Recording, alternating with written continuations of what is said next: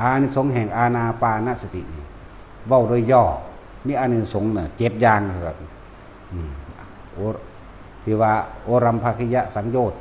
หรือว่าถ้าจะว่าทิฏฐธรรมเวทนิยธรรมทุกคนจะได้สัมผัสในพระนิพพานในปัจจุบันขณะมีชีวิตอยู่ในปัจจุบันชาติขณะนี้นั่นแหละอานิสงส์ที่1อานิสงส์ที่2หากไม่ถึงในขณะที่มีชีวิตอยู่พึงได้สัมผัสได้เข้าถึงได้ในขณะที่สิ้นใจขาดพอดีกันเลยกับเข้าถึงอรหันตผลกับนิพพานเลยจากว่าล่ะอานิสงส์อันต่อไปแบบถ้าไม่ได้ขณะนี้พึงได้ในอัตภาพต่อไปอัตภาพต่อไปคืออนาคามี5ชั้นสุทธวาสเป็นที่อยู่ของผู้จะจำให้ถึงความบริสุทธิ์สุทธวาสนั่นแหละของสั้นสุทธวาส5สั้นก็เป็น7มีเพิ่นเบาตัวสุดไว้ซะก่อนตัวร่องยังมีอีกเด้เพราะว่ามันเป็นอย่างตัวพวกเข้ามาทำอยู่ในคณะนี้นั่นแหละพวกเข้าถิ่มบ้านถิ่มเรือนมาแล้วพวกเข้ามีโอกาสตัวมูเราภิกษุทั้งหลายนี่มีโอกาสทำเต็มที่อยู่แล้วแต่ว่าเป็นอย่างคือว่าอานิสงส์ที่ร้องมาโดยโสดากับสกิทาคาเนี่ยบางคนก็ยังมีห่วงกังวลในเรื่องครอบครัวมีศีลก็ว่าท่านได้เบิดแต่ว่าล่ะลูกว่าท่านได้ใหญ่ใจว่าท่านได้เด็ดเดียวว่ากล้าถิ่มแต่ว่าทั้งสั้นแหละมันก็เลยมาฆ่าบาดีแม้นบ่ได้โสดาในขณะนั้นแม้นบ่ได้สกิทาคาในขณะนั้นในขณะมีชีวิตอยู่เด้อในขณะมีชีวิตอยู่หรือสิ้นใจก็ตาม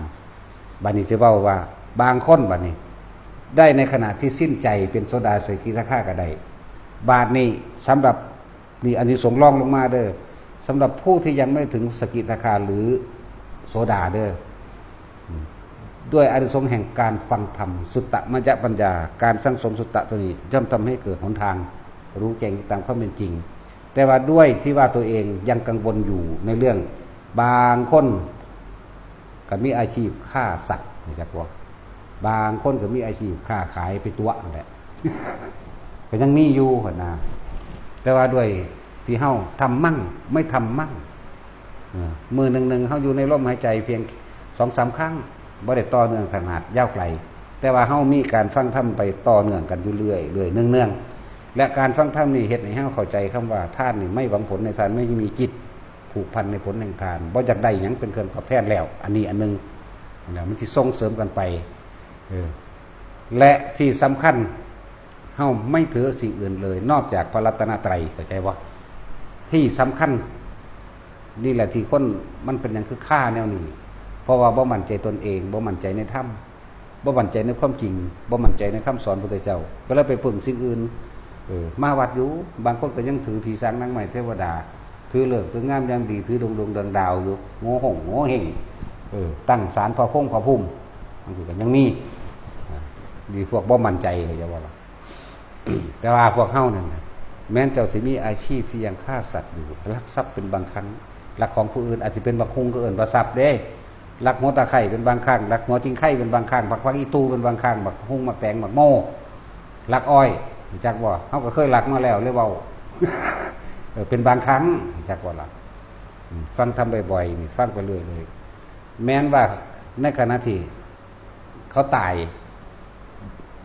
ยังให้ไปเกิดในเทพเทวดาชั้นใดชั้นหนึ่งจากบ่ล่ะและมีโอกาสบรรลุในขณะที่ไปเกิดเป็นเทวดาชั้นใดชั้นหนึ่งเด้อนี่เลยจังว่าเฮาคือบ่ฟังธรรม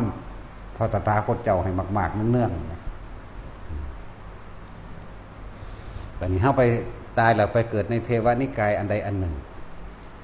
อานิสงส์ของการสิไปบรรลุธรรมข้างบนยังมีเพราะว่าอย่างพระสูตรสุตตมัจจปัญญาฝังเอาไว้แล้วในแนวทางบางครั้งมูเทวดาคือกันปรึกษาธรรมะกันจากพวกเราคุยธรรมะกันคุยไปคุยมาบรรลุก็มีนี่อันนึงแล้วก็มีเทวดาด้วยกันแสดงจากว่าคุยกันเรื่องธรรมะ คือจังพวกเฮาคุยกันนี่แหละคุยไปคุยมาบรรลุก็มีต่อมาก็มีเทวดาองค์ใดองค์หนึ่งแสดงก็ได้ คือตั้งตนขึ้นมาแสดงก็ได้นี่กับสามารถบรรลุได้อันนึงแล้วก็มีภิกษุผู้ทรงฤทธิ์ไปแสดงธรรมก็สามารถบรรลุได้นี่เห็นบ่หลังสั่นตัวนี่แหละเพราะว่าอานิสงส์หรืออานุภาพหรือจิตใจของมันคงเฉพาะพระรัตนตรัยเขาบ่ถือเอาสิ่งอื่นเขาบ่เคยคิดวอกแวกไปหาที่สร้างนั่งไม้เทวดาเขาบ่เคยคิดว่าสิผู้ใดมาคุ้มครองเฮานะบ่เคยคิดว่าสิให้ผู้ใดมาดลบันดาลความสุขความทุกข์ความรวมความรวยความเจ็บความป่วยป้องกันความป่วยให้เฮาได้บ่มีเพราะว่าเฮาเห็นหยังเห็นความจริงสิ่งทั้งหลายทั้งปวงมีความเกิดมีความเปลี่ยนแปลงมีความแตกดับเป็นธรรมดาแต่ว่าตอนนี้เฮาเห็นอยู่เข้าใจบ่คำว่าเห็นสัมมาทิฏฐิเด่นเห็นจนสรุปลงได้แต่ว่ายังบ่ทันเห็นได้เข้าใจว่านั่นแหละคือยังผู้รู้ธรรมมีมากแต่ว่าผู้ปฏิบัติธรรมมีน้อยอย่างแหละเพื่อนเขาบอกซุมื้อนี่ผู้แสดงธรรมมีมากแต่ผู้ที่จะละธรรมน่ะมีน้อยเข้าใจว่าล่ะพวกรู้จำเขาสรุปลงในตัวเขาเองได้อยู่ดอกแต่ว่าเขาก็รู้ในตัวเขาเองว่ากูเฮ็ดบ่ทันได้เข้าใจว่าล่ะ นั่นสั้นแหละแสดงธรรมระดับธรรมของอรหันต์ก็แสดงได้แต่ว่าตัวเองเฮ็ดบ่ทันได้นะเขาบ่ตัวเจ้าของเขายังมีความจริงในตัวเองบางที่กูก็หลักอยู่บางที่กูก็กินเหล้าอยู่บางที่ก็เสพกามอยู่จังซี่แหมบางที่ก็ตัวอยู่สิแหมนั่นแหละจะเรียกว่าผู้แสดงธรรมมีมากผู้รู้ธรรมมีมากแต่ผู้เข้าถึงธรรมมีน้อยเข้าถึงมันต้องแจ้งเด้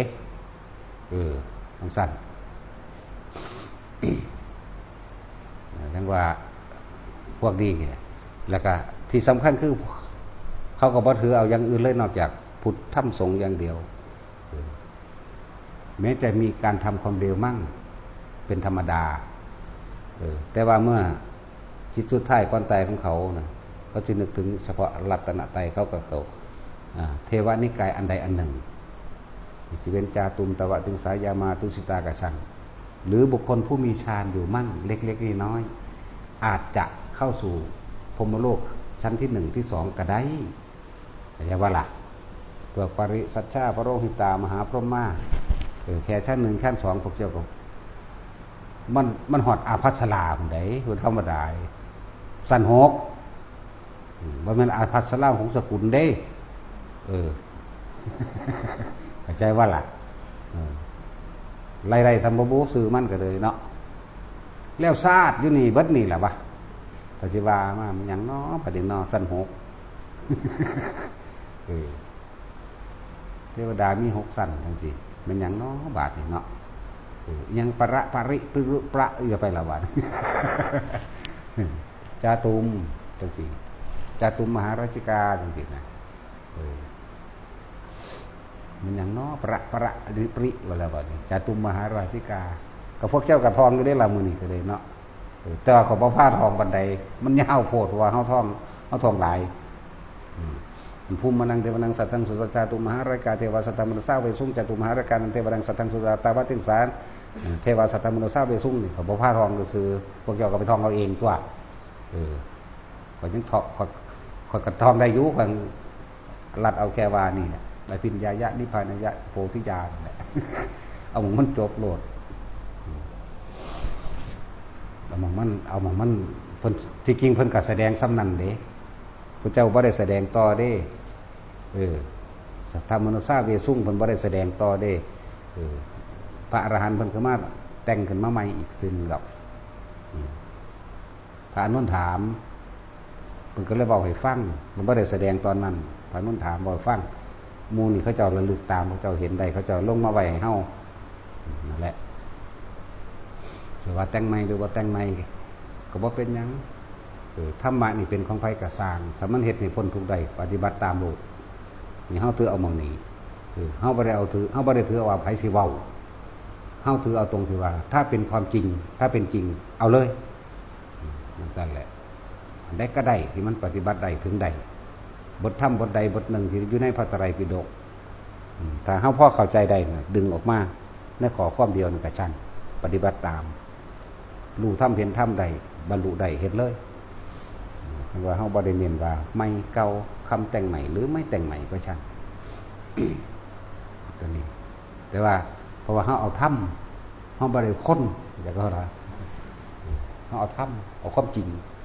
ธรรมะนี่บ่ได้แบ่งแยกศาสนาเด้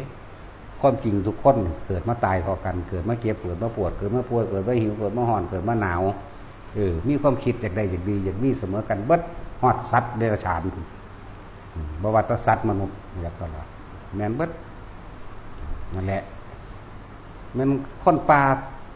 ที่บ่ติดต่อโลกภายนอกกับไผเลยก็สร้างก็มีความอยากได้อยากดีอยากมีอยากเปลี่ยนมีเจ็บปวดมีร้อนมีหนาวคือกันนี่แหละธรรมคือความจริงเป็นแบบนี้ว่าแต่ฝรั่งอังกฤษทั้งใดดอกศาสนาได้กระสร้างแต่ชื่อเรื่องศาสนาแต่ว่าตกอยู่ใต้อำนาจความเป็นจริงคืออนิจจังทุกขังอนัตตาทั้งหมดตกอยู่ใต้กฎธรรมดาธรรมชาติบ่มีอย่างพิเศษดอก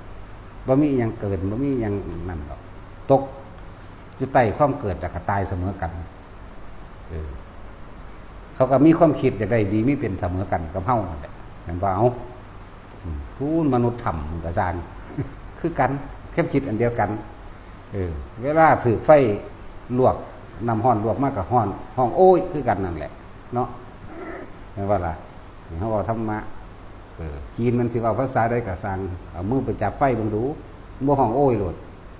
อ้าขึ้นโลดแล้วมันบ่ล่ะเขาสิว่าองใดแล้วห่อนทั้งบ่ห่อนเขาฝรั่งบ่ห่อนวางใดความรู้สึกเดียวกันนี่ซื้อภาษาออกมาคนละต่างๆกันซื่อตัวนั่นแหละเราจะบอกเรื่องธรรมะเขาบ่ได้บอกเรื่องโคตรคำว่าธรรมะเป็นข้อจริงทุกคนตกอยู่ใต้ข้นสัตว์สิ่งของดินฟ้าอากาศสายน้ำล้วนแล้วแต่เปลี่ยนแปลงไปจากข้นแตกดับไปเหมือนกันเลยว่าหาแต่ว่าข้นกระไดภูเขาหนึ่งตะกี้ภูเขามันบ่ได้หัวโลนมันคือโลนเนาะมันเป็นอนิจจังบ่สันว่าเทียนแท้แน่นอนเป็นอนัตตาต้นไม้หายภูเขาหายขี้หินหายแม่นว่าเอาคิดพ่อจะว่าล่ะเขาไม่เห็นอย่างเขาไม่เห็นปูนเขาระเบิดภูเขาบางนี่เขาเจาะเอาน้ำมันอยู่หันอยู่นี่เขาเจาะเอาแร่ธาตุยูเรเนียมต่างๆอยู่ในหันเบิดนั่นแหละทั้งสั้นก็ขุดบ่อขุดท่องขุดเพชรมีเบิดนั่นแหละทั้งสั้นก็แต่โลกนี้เกิดแล้วมันยังสิดับอยู่ไหมเรื่องแต่วันมันน่านก็มูซื่อๆดอกโลกนี้เกิดโลกนี้ก็ดับเด้อภาษายังกับเฮาแต่ไปเทียบกันกับเทวดาสันใดสันหนึ่งมันพอหน้าที่ว่าเดี๋ยวนี้ถึงพระพุทธเจ้าไปดาวดึง3 เดือนหนึ่ง6 นาทีกับ36 นาทีเนาะโอเวอร์แมน3 นาทีกับ36 นาทีเนี่ยถ้าท่านนึงไหม3 เดือนคนหรอมึงดูน่ะธรรมดาบอกมันเทียบก็ได้หรอกกับพรหมโลกกันนะเพราะสันถือว่ามันที่บอกแค่รัดเข้ามือเดียวบอกรัดเข้ามือเดียวพวกเขาตายใช่ไหมตายเวียนว่ายตายเกิดจักศาสตร์แล้วนับว่าใดได้รัดเข้ามือเดียวนี่เด้อเพราะสันถือว่าผู้ใดเนี่ยเป็นผู้มีสติรู้อยู่ในลมหายใจเข้าออกเพียงแค่รัดเข้ามือเดียวเรายังกล่าวคนผู้นั้นว่าเป็นผู้ไม่ห่างจากฌานไหมนั่นแล้วเห็นยังหน่อยกว่านั้นใครก็เลยเนาะก็เฮ็ดเอาหลายๆเนี่ยเลยเรื่องเล่าต่างๆทั้งเบิดที่พวกเฮาไม่ยังเวียนว่ายแต่เกิดเพราะว่าเฮาเกิดเพราะว่าความคิดแต่ว่าจะเกิดแต่จะคิดแต่ว่าอะไรสุดในความรู้ทั้งเบิดรวบรวมให้สังขตธรรมสิ่งทั้งหลายทั้งปวงเป็นไปเพราะพวกเฮาคิดปรุงแต่งในความอยากได้อยากดีอยากมีอยากเป็นพวกเฮาเลยมาเกิดเวียนว่ายตายเกิดเป็นไปตามโลกธรรมต่างๆเป็นไปตามอนิจจังทุกขังอนัตตาพร้อมต้องมีคำว่าทุกข์คำว่าบวกแต่พวกเฮาบ่คิดทุกข์มันสิมาจากไสเพราะเฮาเข้าใจคำว่าอนิจจังอนัตตาเข้าใจเข้าถึง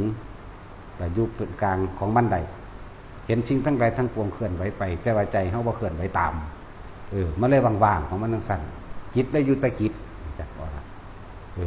อาการของจิตได้ความคิดแต่อารมณ์ความรู้สึกของเฮานั่นแหละอาการมันเฮาอยากได้มันเป็นแบบนั้นเฮาอยากเห็นเป็นแบบนี้เฮาเลยพากันคิดอยากให้ลูกเป็นจังซั่นผ หุ่นวางแผนอนาคตใส่ชีวิตให้เขาหรอเนาะเห็นบ่เอาพวกเท่าๆนั่นนะพวกว่ามีลูกก็อีกอย่างหนึ่งก็อยากให้ผัวเป็นทั้งสั้นคือกันแหละพวกว่ามีผัวก็อยากให้ผู้อื่นเป็นอย่างอื่นคือกันนั่นแหละว่าถ้าอยากให้คนอยากให้หมาเป็นทั้งสั้นอยากให้แมวเป็นทั้งสี่อยากให้งัวตัวนั้นอยากให้ควายตัวนั้นเนาะแล้วลิ้นนี่แล้วกินเบิ่งดีเลยแล้วจริงหรือว่าจริงในตัวเองทุกคนผ่านมาเบิดแล้วนั่งสั้นล่ะจะกินนั่งกินกันยังอยากกินแสบๆเนาะตัดอยากออกตัวเดียวนี่หนึ่งเด้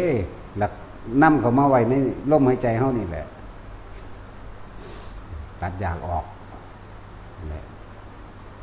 ความอยากเลื่อนบัตตัณหาและอุปทานพยายามอยู่กับมันเถอะวิธีละของเฮาบ่หาแต่ไรสังโยชน์ก็ได้ดอกโอรัมภกยะสังโยชน์5แต่ว่าถ้ามันเข้าสู่นาคามีมันสังโยชน์7พุ่นเด้จักว่าล่ะเนี่ยละถ้าในขณะใดที่เรามีรู้อยู่กับลมอย่างเดียวนั่นน่ะถือคมไว้แล้วมันบ่ทันขาดกระซางความรู้สึกอารมณ์ความรู้สึกในความกังวลเราร้อนพอใจแล้วมันพอใจมันเกิดไม่ได้ด้วยตอนนั้นนั่นแหละคมสังโยชน์หาไว้แล้วนะมันสั่นแต่พอที่ตายในลมหายใจเป็นสังโยชน์7อนาคามีแต่ว่าหลักรัดเอาง่ายๆสั้นๆนี่แหละหรือว่าต้องไปยังมากไม้มันดอกไปเฮ็ดไก่เฮ็ดว่าเฮ็ดกระซางเข้าใจว่านี่เคยยินอยู่ว่าเราดูดอกซางแมงแล้วสั่นเตือเอาสมาทาน